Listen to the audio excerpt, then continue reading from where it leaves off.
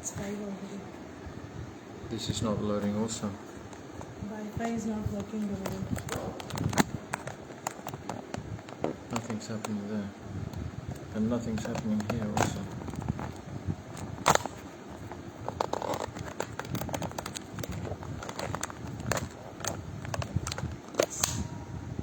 Shall I take the Wi-Fi off here too?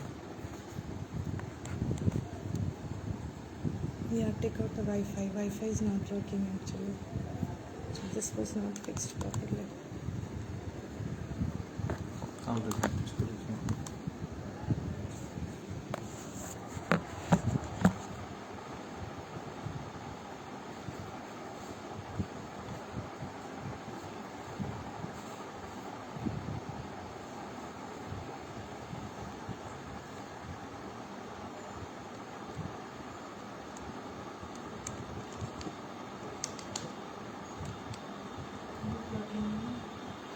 Hare Krishna, my Dandavat pranams, Hari Bol.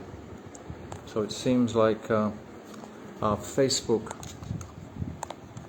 thread won't work today, or is not working at the moment.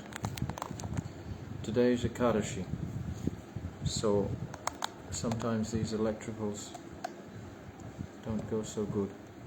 But it seems like YouTube is working. So we'll just go with the YouTube today. So we're still in our 7th chapter of this remarkable Caitanya Caritamrta, and we've reached a most dynamic place in our study of this 7th chapter. So we'll begin. Agyan timirandasya gyananjala shalakaya Chakshu unmilitam jena tasmai Shri Gurave namaha. Gurave Gaudachandraya Radhikaya Tadalaye Krishnaya Krishna Bhaktaya Tadabhaktaya Namo Namaha. Sri Chaitanya Manobhishtam Shtapitam Jena Bhutale Swayam Rupa Kadamayam Dadati Swapadantikam. Priya Sarupe, Daita Sarupe, Prema Sarupe, Sahajavi Rupe, Nijana Rupe, Prabhueka Rupe, Tatana Rupe, Swavilasa Rupe. Anapita Chirim Chirat Kuruna Bharatinokalo, Samarapaitam Unnata Ujvala Rasam Swabhakti Shriyam. Hari Purata Sundurata Tikatam Basitapita, Sada Hridare Kandare Spuratu Vasachinandanaha. Yam Prabhajantamanapetyam Apeti Dvaipaino Viraha Katara Ajuhava. Putre titam matayo taravo benidustam sarvabhutam hridim munimanatoshmi. Bhaktya vihina aparada lakshay shiptascha karmadi tarangamadye. Kripa maitvam sharanam prapana brinde namaste charanarabindam. Bhajami radam aravinda netram smarami radam madhulashmitasyam. Vadami radam karuna baradram tato mamanastikatina kapi. Tavaivasmi najivami tvaivina iti vignaya radhe tvam nayam charanantikam.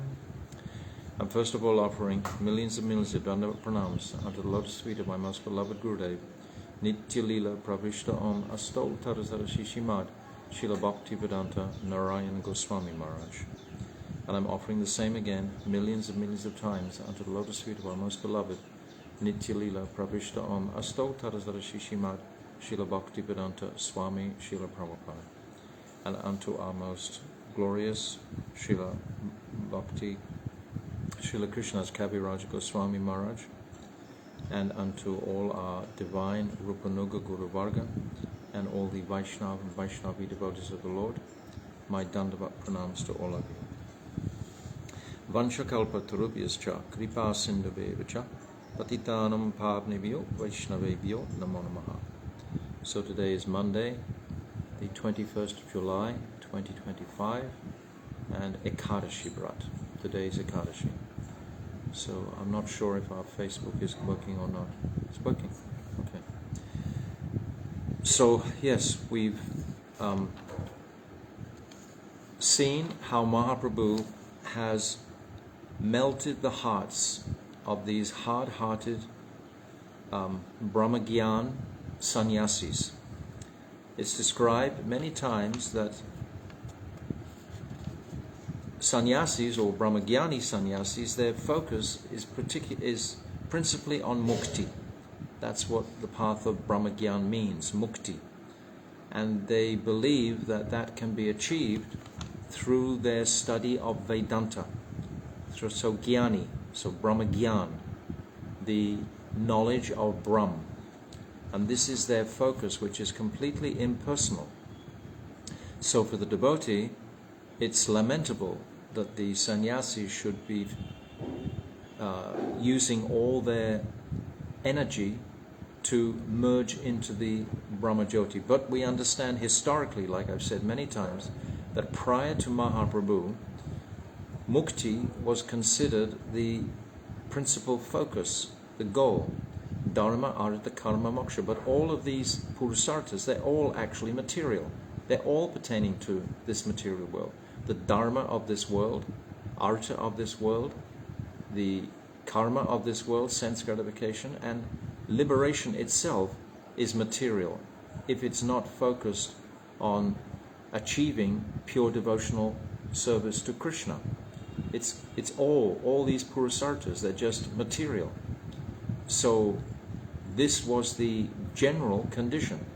Advaita Acharya, he prayed, he called Krishna to infuse the world with bhakti, with Shuddha bhakti. And Mahaprabhu was preparing to come at this particular time to fulfill his own personal desires.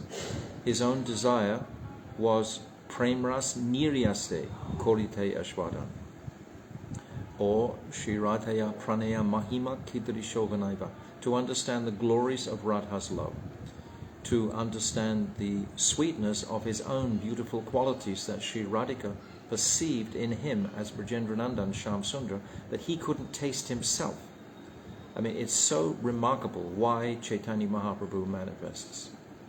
It's a once in a day of Lord Brahma experience.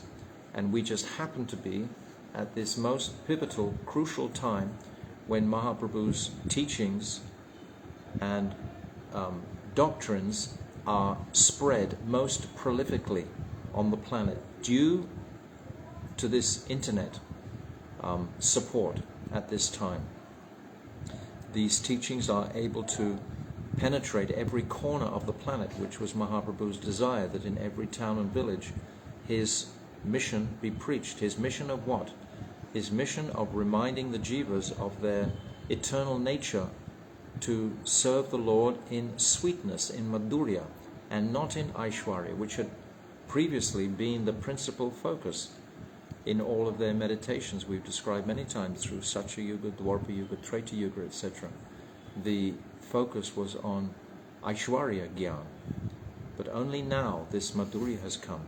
And now the last snare of these sannyasis is being confronted by Mahaprabhu in the form of the purifying the impersonal mentality. So unless we come in contact with the Mahabhagavat, we perhaps, most of us, will maintain this impersonal conception. Unless we come to this Krishna consciousness movement and understanding, then the impersonal conception will be prominent in our minds. So it's such an important point that this chapter is bringing out when Mahaprabhu is purifying the conception of Sankaracharya principally. Sankaracharya gives the authenticity, so to speak, for the impersonal path. Sankaracharya, Lord Shiva himself, such a powerful, powerful personality. And he presented this Sariraka Bhasya. And this Bhasya describes Advaitavad, that all is one. We are one with Krishna. And I've described already that coming through the different sampradayas, their principal discussions were about the relationship between the jiva and Krishna. They hadn't understood fully this Achintya Beda Abeda Tattva that Mahaprabhu propounds. It's this Achintya Veda Tattva that reconciles everything. So this is just new, so to speak, 500 years ago. So there's a chapter in Jaiva Dharma called Vaishnavism and History. I think it's chapter 10, 9 or 10. And there, this topic is taken up very closely. So we'll refer to this as we go through. But today we've come to text 111. So Mahaprabhu is now, he's already softened them completely by describing the glories of the holy name and how his spiritual master told him that even though he was going into states of complete ecstasy in chanting, he should still continue this chanting. That this is the summum bonum, this is the goal of life for the jiva, to connect through the Hare Krishna. This is what Mahaprabhu has come to give, to distribute this Hare. From his infancy, from his childhood, Mahaprabhu was encouraging the ladies to chant always. He would cry, and unless they chanted Hare Krishna, he would continue to cry. So he, from the very beginning of his life, he was encouraging this chanting of the Mahamantra. So now the last impersonalists, so to speak, are these sannyasis in Varanasi. These are the hardcore Brahmagyani sannyasis, and Mahaprabhu's come to specifically tackle them. And he's already melted them by his extraordinary effulgence that he demonstrated when he first came into the room. That engendered respect in all of them. And then it was described, if you remember, Prakashananda Saraswati himself coming across and pulling Mahaprabhu out of that sitting place where he was sitting.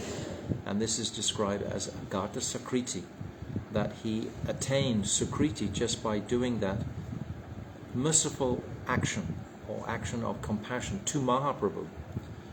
So this gave him the sanskar, the Sukriti, now to ask questions. So now they've asked Mahaprabhu to discuss Vedanta Sutra. So now Mahaprabhu is starting to unpack this. So we'll start from verse 111.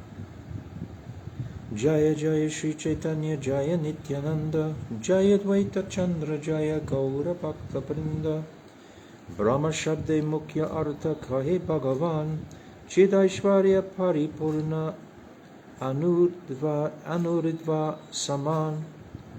Translation. According to direct understanding, Mahaprabhu is saying this, the absolute truth is the Supreme Personality of Godhead. You see, these Mayavadis don't believe that's the absolute truth. They believe the absolute truth is liberation from this material world, which involves them merging into the Brahmajyoti, who has all spiritual opulences. No one can be equal to or greater than him. This is a novel conception for them. Whenever they speak about God, they speak about the impersonal form of God. They interpret everything from that impersonal focus, just like Sarvabhauma Bhattacharya. Everything is being focused from the impersonal mood.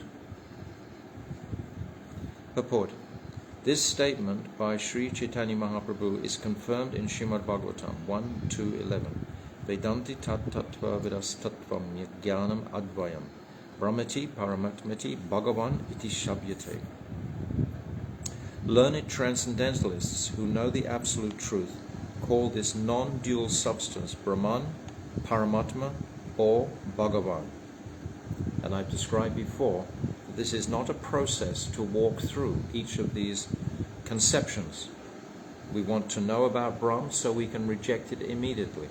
We want to know about Paramatma as being principally also impersonally tainted, to reject it immediately. It's the mystics, the yogis, look for Paramatma realization. Our focus has to be on Bhagavan from the beginning, the personality. The absolute truth is ultimately understood as Bhagavan. Yes, this is the absolute truth. Partially understood as Paramatma and vaguely understood as the impersonal Brahman. So he's speaking to Mayavadi sannyasis. Bhagavan, or the Supreme Personality of Godhead, is opulent in all excellence. No one can be equal to or greater than him. This is confirmed in Bhagavad Gita 7.7, where the Lord says, Mataha parataram nanyet kishchid asti jananjaya. O conqueror of wealth, Arjuna, there is no truth superior to me. There are many other verses which prove that the absolute truth is the ultimate sense. In the ultimate sense is understood to be the Supreme Personality of Godhead.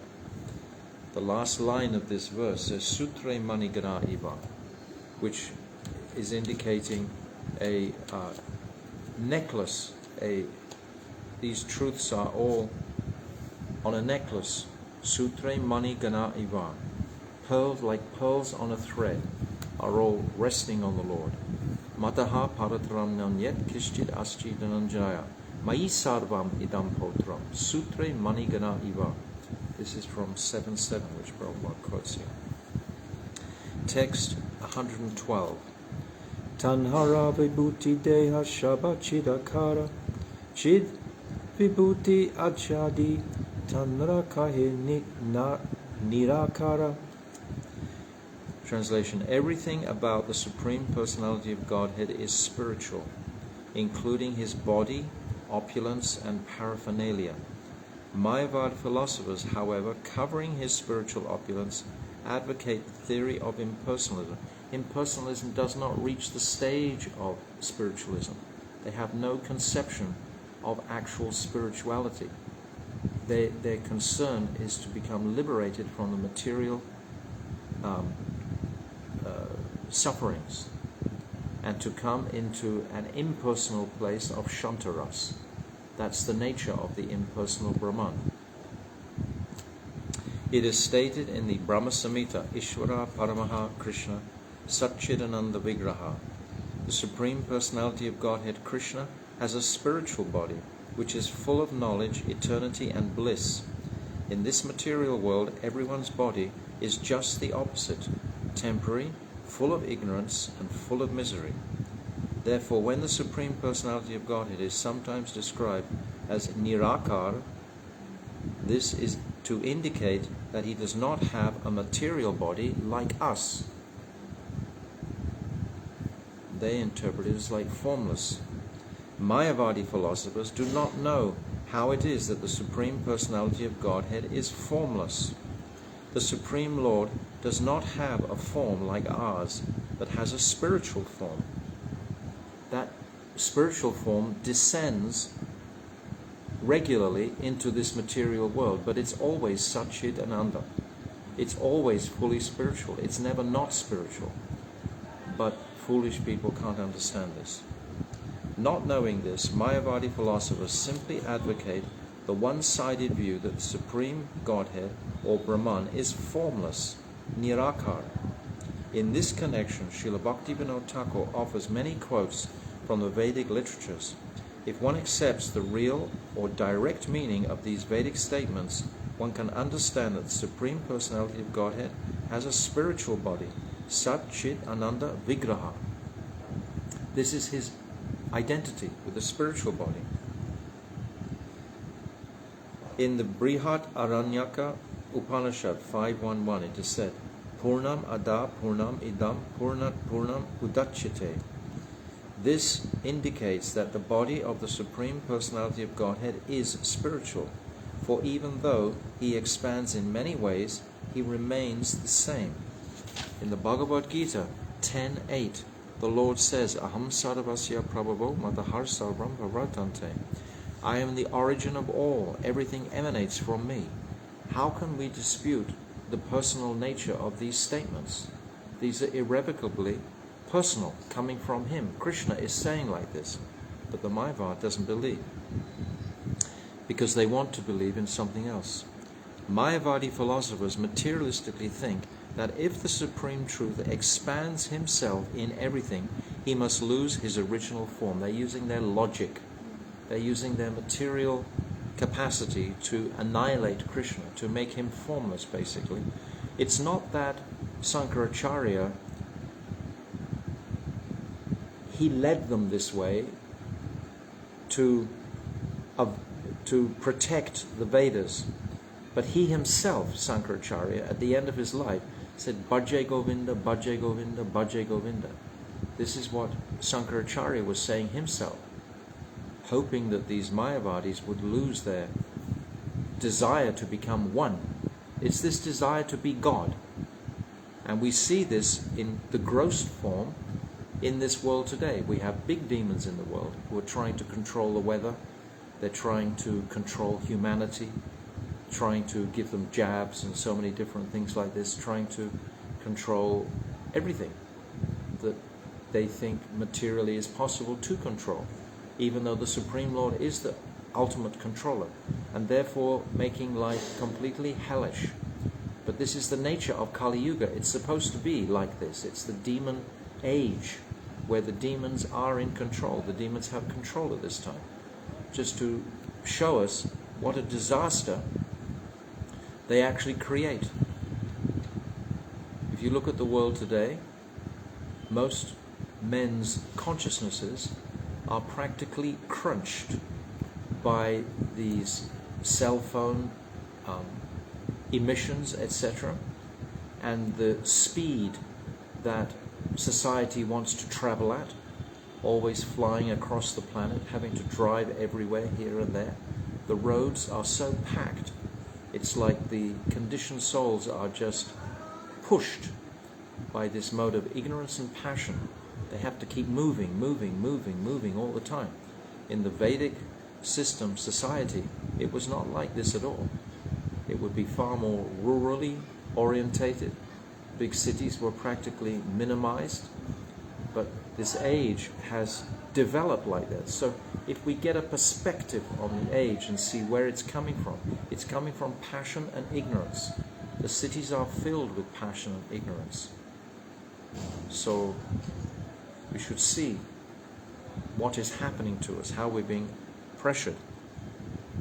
Mayavadi philosophers materialistically think that if the Supreme Truth expands himself in everything, he must lose his original form.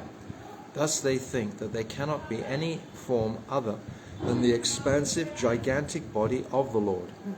So they conceive of a huge body like the Virat Rupa of the Lord, but that's completely impersonal. But the Brihat Aranyaka Upanishad confirms, Purnam idam purnat purnam udachyate. Although he expands in many ways, he keeps his original personality. It's all achintya.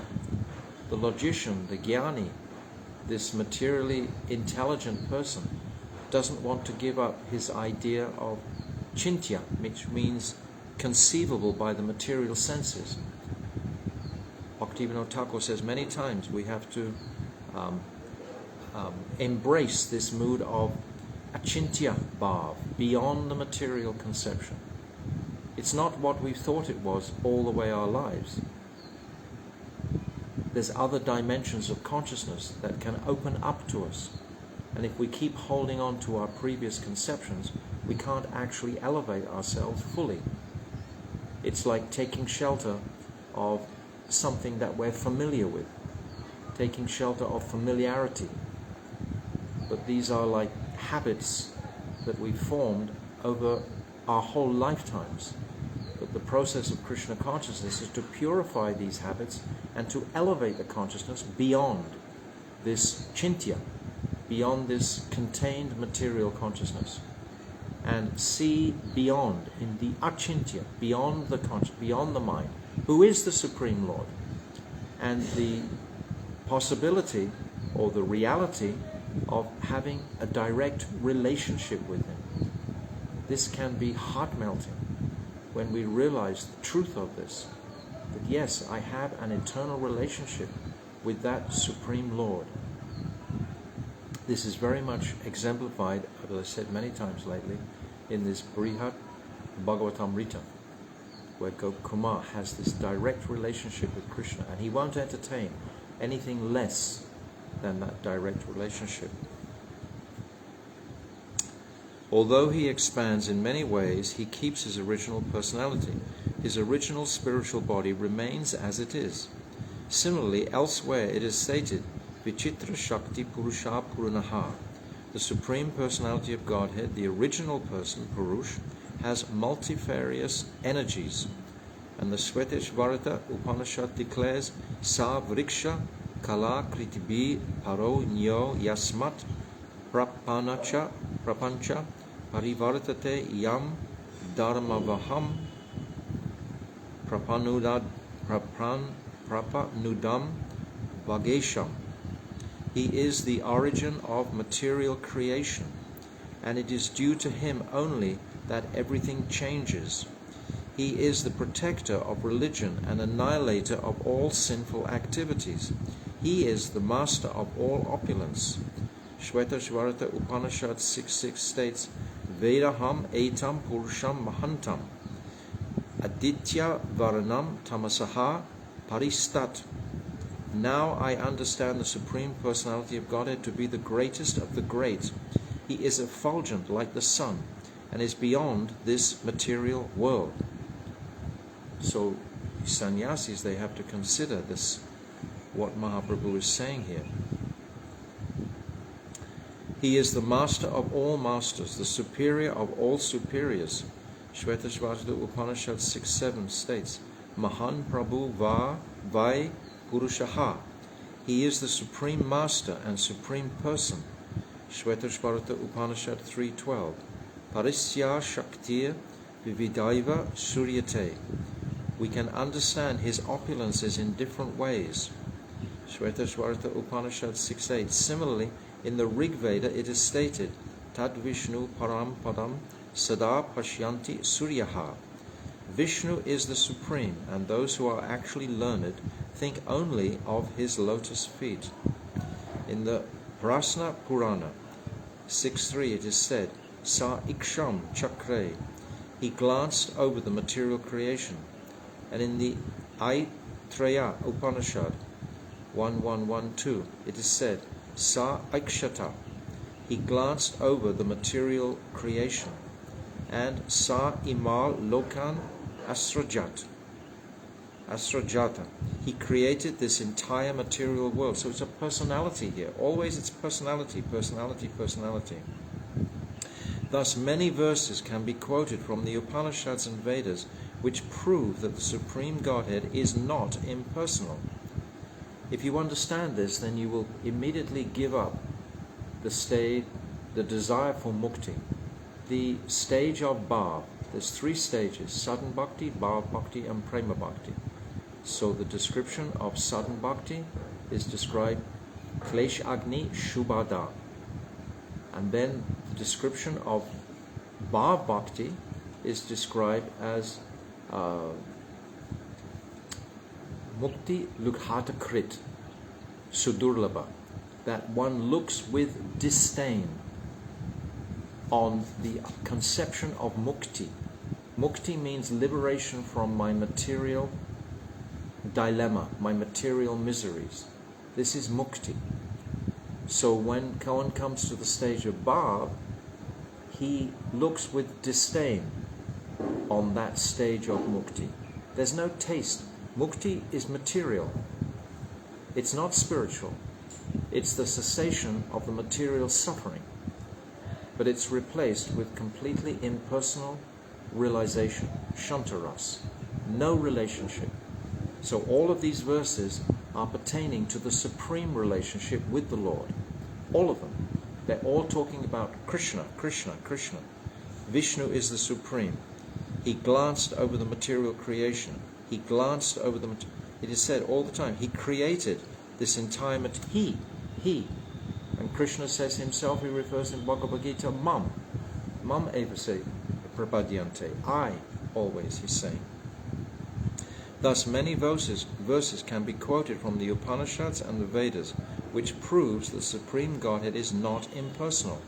In the Katha Upanishad 2.2.13, it is also said, Nityo Nityanam Chaitanas Chaitananam Eko Bahanam Yo Vidati Karmam. He is the supreme, eternally conscious person who maintains all other living entities. If we just realize, if we just appreciate this with all of our focus and attention, all of our material miseries are going to be eliminated immediately. It's described, I was saying today also, there's verse, Vayam dvitiya viniveshitam syat isat upatasya viparyo shmiti. That this fear that we all live in is only generated by material absorption. And the solution is not to give up this material absorption though. This is like liberation. The solution is to embrace the highest alternative, which is to wake up our original nature and to seek pleasure of the Lord, to perform devotional service. And in that capacity, in that mood, then all fortune will manifest in the heart of the jiva, only by devotional service. What's that verse? Mam chaya bhaktiya mam abhijananti yavan yaschasmi tatvataha tato mam tatvato natva vishate tat anantara. Only by devotional service. And this is also the secret in the Bhagavatam. We've said so many times, this third verse of the Bhagavatam, this rahasya, yatamahanti bhutani bhuteshu chapanishatu pashyanti, what's that? Pashyanti, next line, third verse. You haven't got it, don't worry. Third verse, pashyanti, and then tata teshu na teshu aham. This is the rahasya.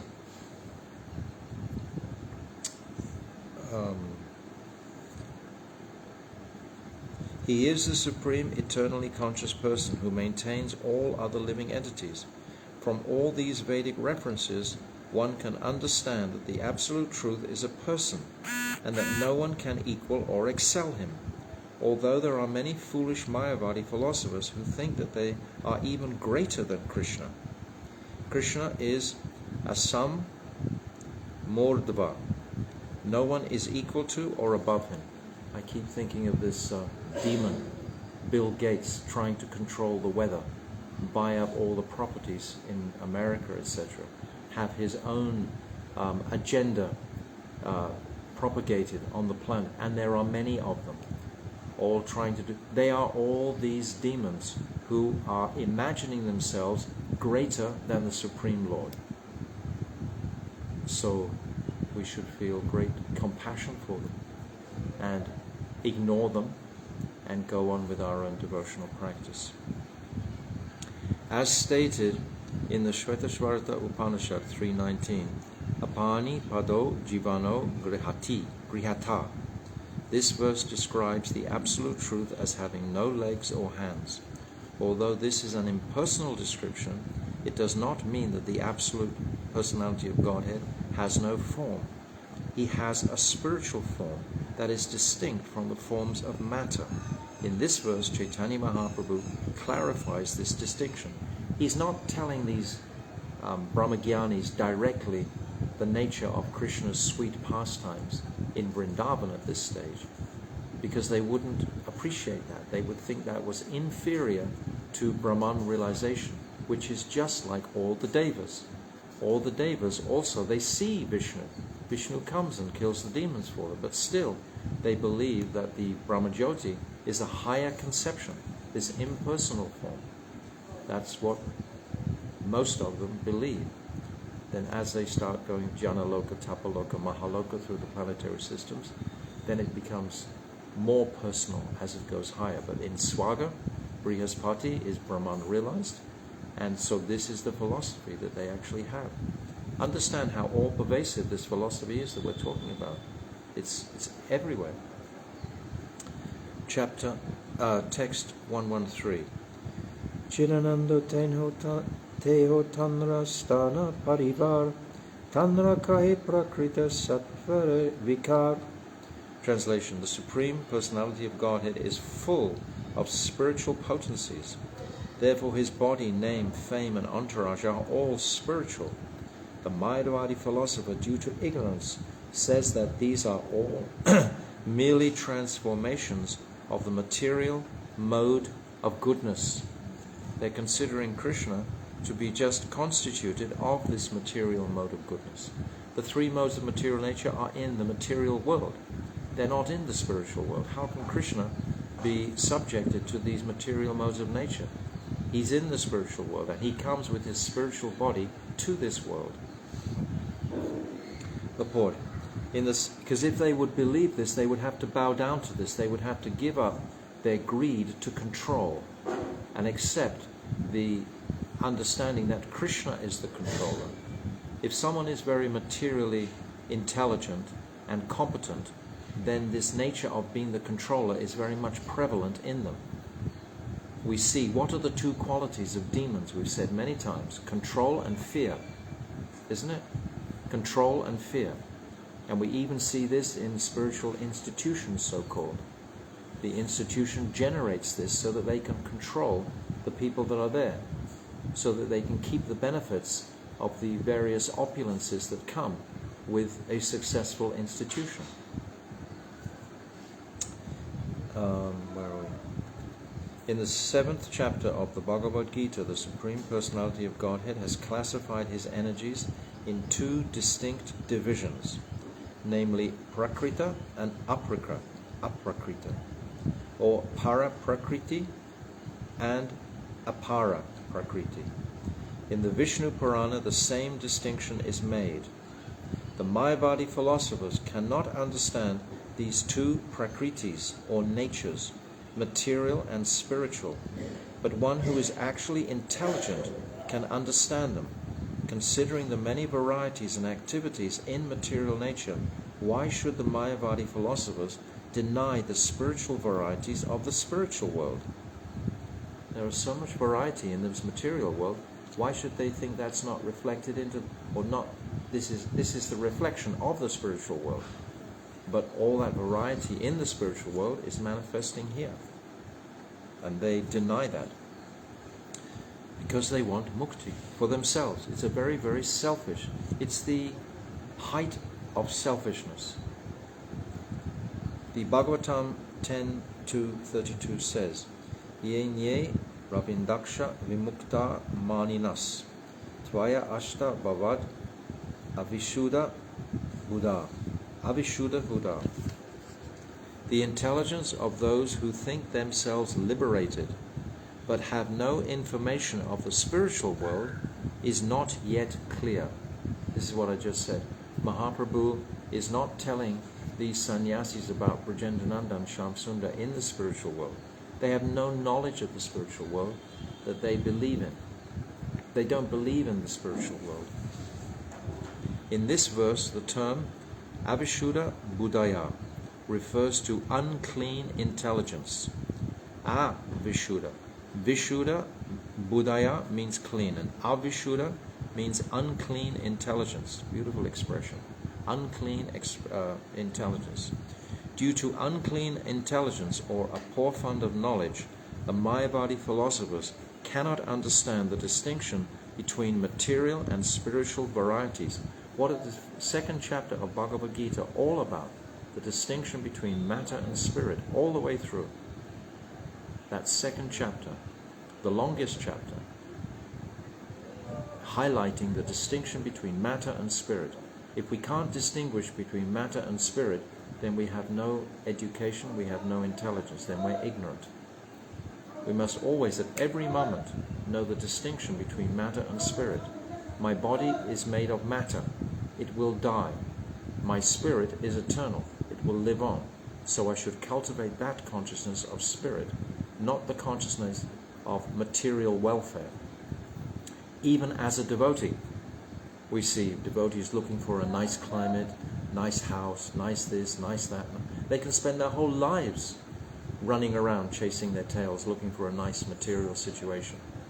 When we accept with some sense of austerity, because austerity is like the wealth of our path, some tapasya, if that is there, all the Vedic teachers have supported this mood. Krishna also is inclined to those who are, like today, for example, the devotees, they follow this Ekadashi Vrat to purify our sinful nature.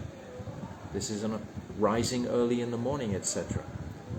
All kinds of built-in chanting for so many hours in the day. doing parikramas, many, many miles of parikramas. These are all materially considered austerity. And this is what is going to purify the consciousness, where he gets to the point where he can control his mind. Unless the devotee can start to make some headway here, then at the time of death, when the mind will become definitely disturbed, because he's leaving that tabernacle, that home where he's been all his life, and all of a sudden the reality of this truth is going to be dawning on him, that he's not this material body.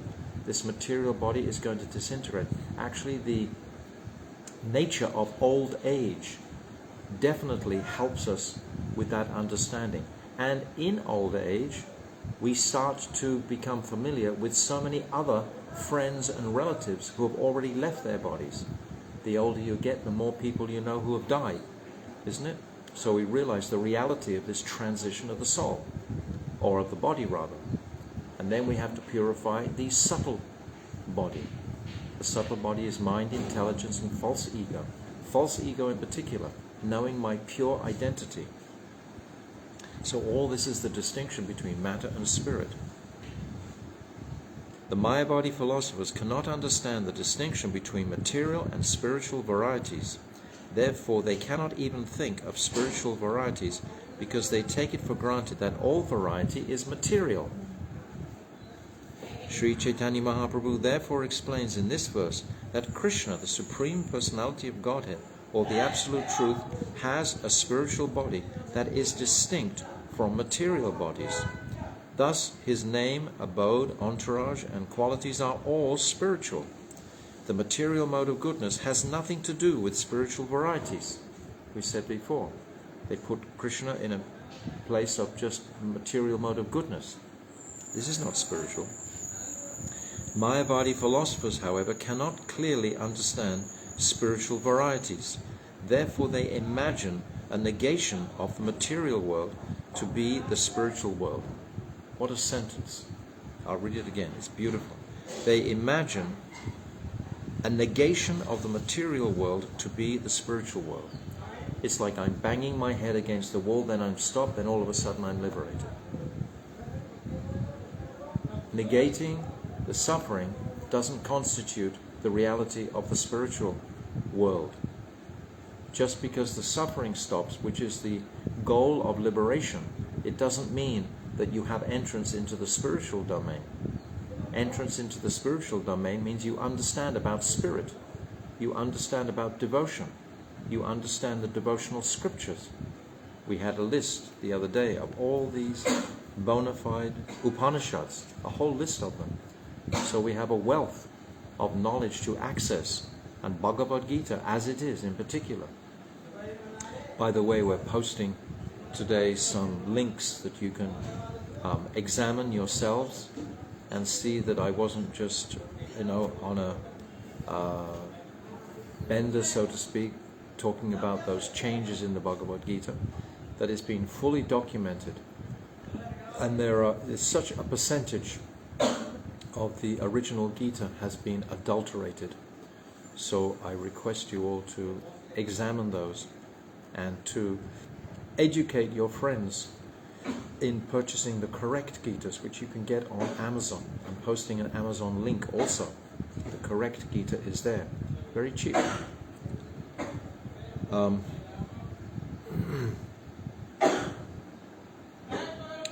Mayavadi's philosophers, however, cannot clearly understand spiritual varieties. Therefore, they imagine a negation of the material world to be the spiritual world. The material qualities of goodness, passion, and ignorance cannot act in the material worlds. Material modes of nature, we talk about it. The three gunas of the material world, with the three guna avatars, Brahma, Vishnu, and Maheshji. These are all only in the spiritual world, not in the material world, not in the spiritual world, which is therefore called nirgun. The spiritual world is called nirgun, without these material qualities, as clearly indicated in the Bhagavad Gita. Traigunya Vishaya Veda Nistarya Gunya Bhavajuna. The material world is a manifestation of the three modes of material nature. but one has to become free from these modes to come to the spiritual world, where their influence is completely absent. Time is also absent. So here we're fretting and worrying about our limited amounts of time. Why are we worried about our limited amounts of time? Because we have such enormous treasure chest of material desires that we want to fulfill. And we think that we only have limited time to fulfill all our material. Therefore there's a clash between time and our material desires. And it just creates a heat in the brain. That's called madness. And this is what most of the conditioned souls are under. These material desires are so agitating, and the amount of time we have to fulfill them is limited. So it creates a friction. The material world is a manifestation of the three modes of material nature, but one has to become free from these modes to come to the spiritual world, where their influence is completely absent. Now Lord Chaitanya Mahaprabhu will disassociate Lord Shiva from Mayavad philosophy in the following verse. Very powerful. Text 114. Tanra dosha nahi tenha agna karidasha araye sune tara hoye sarva nasha. Translation: Sankaracharya, who is an incarnation of Lord Shiva, is faultless, because he is a servant carrying out the orders of the Lord. But those who follow his Mayavadi philosophy are doomed. We have to take responsibility for our own condition of consciousness. We can't point the finger anywhere else. They will lose all their advancement in spiritual knowledge. This is what Srila Krishna's Kaviraj is saying. Purport: Mayavadi philosophers are very proud of exhibiting their Vedanta knowledge through grammatical jugglery. But in the Bhagavad Gita, Lord Sri Krishna certifies that they are Maya ya prahrita, Gyan, bereft of real knowledge due to Maya. Maya has two potencies with which to execute her two functions: Prakshekmaka Shakti, the power to throw the living entity into the ocean of material existence, and Avaranatmika Shakti, the power to cover the knowledge of the living entity.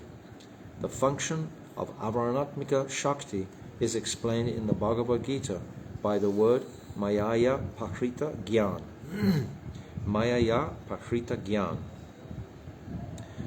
Why the Daivi Maya, or illusory energy of Krishna, takes away the knowledge of the Mayavadi philosophers is also explained in the Bhagavad Gita by the use of the words Asuram Bhavam Ashritaha, which refer to a person who does not agree to the existence of the Lord.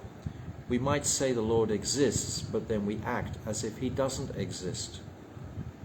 So there's a distinction here. Faith is not, this Shraddha is a growing quality. It's a growing appreciation.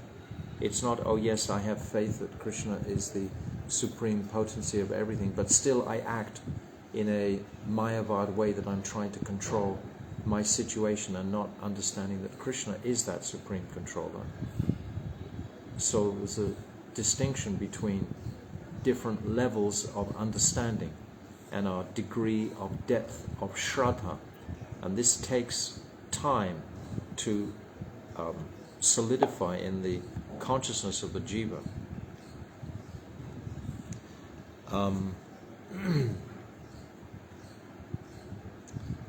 The Mayavadis who are not in agreement with the existence of the Lord can be classified in two groups, exemplified by the impersonalists, Sankarites of Varanasi, and the Buddhists of Sarnath.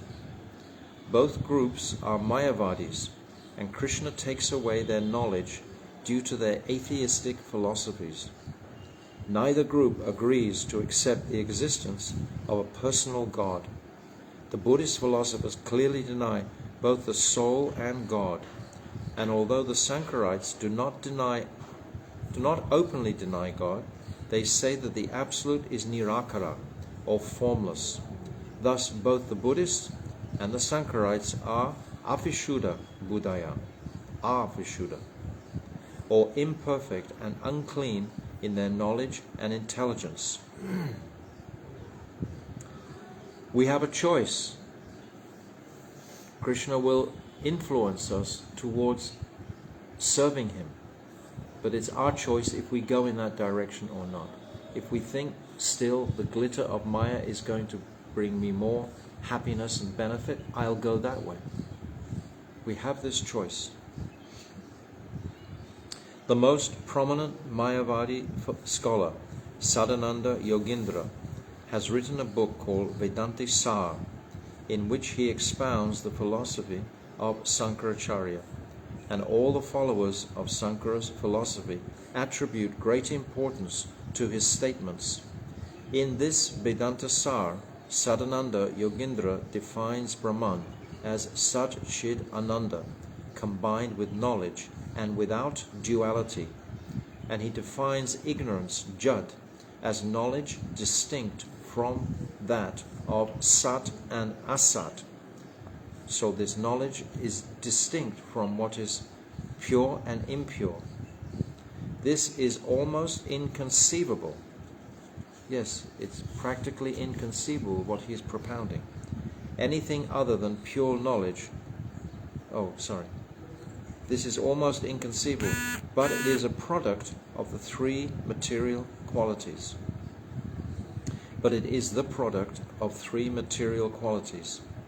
Thus, he considers anything other than pure knowledge to be material. The center of ignorance is considered to be sometimes all-pervading and sometimes individual. The center of this ignorance is considered to be sometimes all-pervading and sometimes individual. So we see the macrocosm and the microcosm. We see both of these conceptions. Thus, according to his opinion, both the all-pervading Vishnu and the individual living entities are products of ignorance.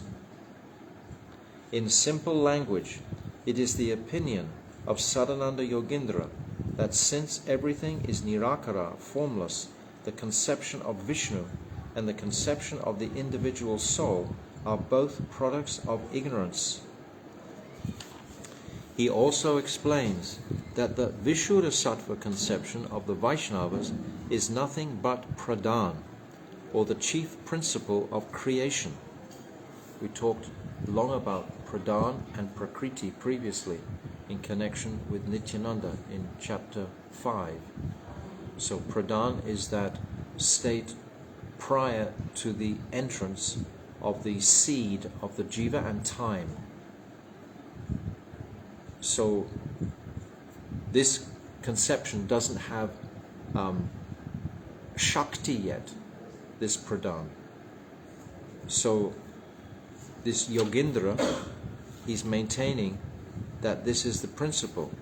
He's saying, but pradhan is the chief principle of creation, without the seed, without the personal form. That this unconglomerate state is actually the beginning of all creation. And it is in one sense, but it has to be impregnated before it can create. So what he's saying has some truth, which gives it some strength, so to speak, in people's minds. But the complete truth is that Shambhu, he impregnates it with the glance coming from Mahavishnu. All of this part of the description is being omitted and left out. Just the pradhan is being focused on. You understand? Just the impersonal aspect. The personal aspect is where is that coming to life to manifest the prakriti, the whole creation. He maintains that when all-pervading knowledge is contaminated by Vishuddha, which consists of a transformation of the quality of goodness, there arises the conception of the Supreme Personality of Godhead, who is the omnipotent, omniscient, supreme ruler, the Supersoul, the cause of all causes, the Supreme Ishvara, etc.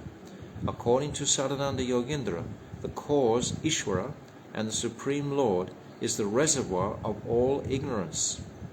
He may be called Sarvagyan, or omniscient, but one who denies the existence of the omnipotent Supreme Personality of Godhead is more than Ishvara, or the Lord. His conclusion, therefore, is that the Supreme Personality of Godhead, Ishvara, is a transformation of material ignorance, and that the living entity, Jiva, is covered by ignorance. So in that state of the pradhan that we've just described, he's saying this is where the Jiva and Ishvara manifest from. So this is like an ignorant state, so to speak. So therefore, they're all being covered by ignorance, the Jiva and Krishna. In other words, we are the Jiva, but we are in ignorance of our Godhead. It's being covered, but actually when that covering is purified, then I will be God. I will realize my own Godhead. This is called Advaita.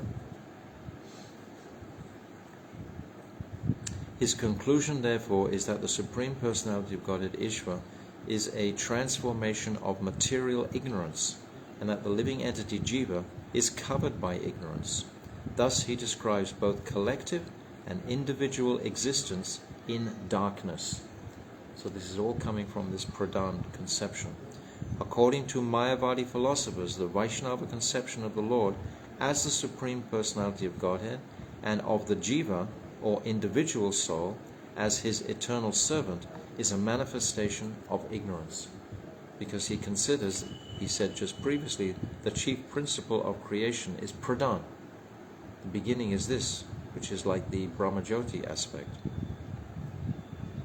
If we accept the judgment of Lord Krishna in the Bhagavad Gita, however, the Mayavadis are to be considered Maya Pahrita Gyan, Maya Prahita Gyan, or bereft of all knowledge, because they do not recognize the existence of the Supreme Personality of Godhead, and they claim that his existence is a product of the material conception Maya. These are characteristics of asuras or demons, and they believe this absolutely emphatically. We have the demons in the higher regions, the Rakshasas and the Yavanas, etc., or the Rakshasas in particular, that always battle with the Suras, the Asuras and the Suras.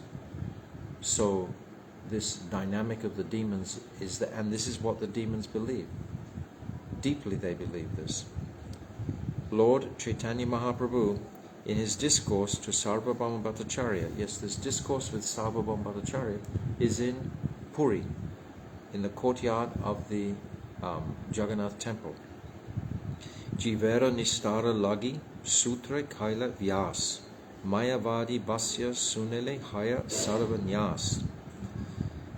Vyasadeva composed the Vedanta Sutra to deliver the conditioned souls from this material world, but Sankaracharya, by presenting the Vedanta Sutra in his own way, has clearly done a great disservice to human society, for one who follows his Mayavadi philosophy is doomed. In the Vedanta Sutra, devotional service is clearly indicated by the Mayavadi philosophers, but the Mayavadi philosophers refuse to accept the spiritual body of the Supreme Absolute Person, and refuse to accept that the living entity is an individual existence, separate from that of the Supreme. And I've explained before, this was the dilemma within all the sampradayas. They were all considering what is the position of the Jiva in relationship to Krishna. The Jiva is just a servant of Krishna, but the Jiva also has the qualities of Sat Chitananda within him. He also has these qualities of eternality, bliss, and existence within him. Sat Chitananda are there within the, because the Jiva is a spiritual entity also. So they understood this to a degree, but they couldn't understand the connecting link of we are one and simultaneously different from the Lord. But the Mayavadis, they accept that the Jiva can become that Lord completely, that he has the potential to become the Lord. This is the heart of it. Thus they have created atheistic havoc all over the world, for such a conclusion is against the very nature of the transcendental process of pure devotional service. So we see also, like the yogis seeking Paramatma realization, their goal is mystic perfections. And we see many pastimes in the Bhagavatam of the Nava-yogendras, etc. They have these wonderful, very powerful mystic perfections. But if it's separate from devotion to the Lord, Nava-yogendras are the greatest sons of Rishabdev. They are like pure devotees. Nevertheless, they are described as yogis. So they have this Paramatma appreciation also is there. But this is not the goal for the bhaktas. The bhaktas' only focus is how to serve the Supreme Lord, because that's the nature. Kriti sadhya bhavet sadhya bhavsa sadhanabhita nitya siddhyasya bhavasya prakritamiti sadhya. This is directly residing in the heart of all the jivas by nature. The Mayavadi philosophers' unrealizable ambition to become one with the Supreme through denying the existence of the personality of Godhead results in a most calamitous misrepresentation of spiritual knowledge. And one who follows this philosophy is doomed to remain perpetually in this material world. I mean, Mayavadis come in many guises. They might come looking like devotees, etc. We have to be careful. Therefore, the Mayavadis are called Avishuddha Buddhaya, or unclean in knowledge. Because they are unclean in knowledge, all their austerities and penances end in frustration. Thus, although they may be honored at first as very learned scholars, ultimately they descend to physical activities of politics, social work, etc. Instead of becoming one with the Supreme Lord, they again become one with these material activities. This is often the case, we see. They end up by opening hospitals, by doing so much humanitarian work, considering, oh, this is going to attract more people to glorify me as being God. But their philosophy is unclean, this Avishuddha Buddhaya. This is explained in Srimad Bhagavatam. Aruya Krishnena Param Padam Tata Patyante Adyo Nadrita Yusmad Angraya. In actuality, the Mayavadi philosophers very strictly follow the austerities and penances of spiritual life, and in this way they are elevated to the impersonal Brahman platform, but due to their negligence of the lotus feet of the Lord, they again fall down to material existence. So this is the fate of the materially contaminated Mayavadis.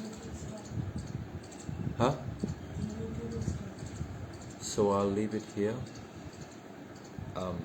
On text 115, we'll come back tomorrow. This is an absolutely ecstatic topic, because we all have some residual of this Mayavad tendency to be like a controller. But here, it's all being very, very much purified by these incredible purports of Bhaktivedanta Swami Prabhupada and the words inspired by Chaitanya Mahaprabhu. So Sri Caitanya Caritamrta Ki Jai, Anantakota Vaishnava Vrinda Ki Jai, Gaur Premanande Bol. Hare Krishna, Krishna Krishna, Hare Hare, Hare Rama, Rama Rama, Hare Hare, Hare Krishna, Krishna Krishna, Hare Hare, Hare Rama, Rama Rama, Hare Hare. Oh Hare Krishna, Krishna Krishna, Hare Hare, Hare Rama, Rama Rama, Hare Hare. Oh Hari Bol, Haribo, Gaura Haribo, Nitai Gaura Haribo, Haribo, Haribo, Gaura Haribo, Gau Premanande, Hari Haribo, Vanchakalpa Tarubhyascha, Kripa Sindhuvevicha, Patitanam Pavnibhyo, Vaishnavibhyo, Namo Namaha.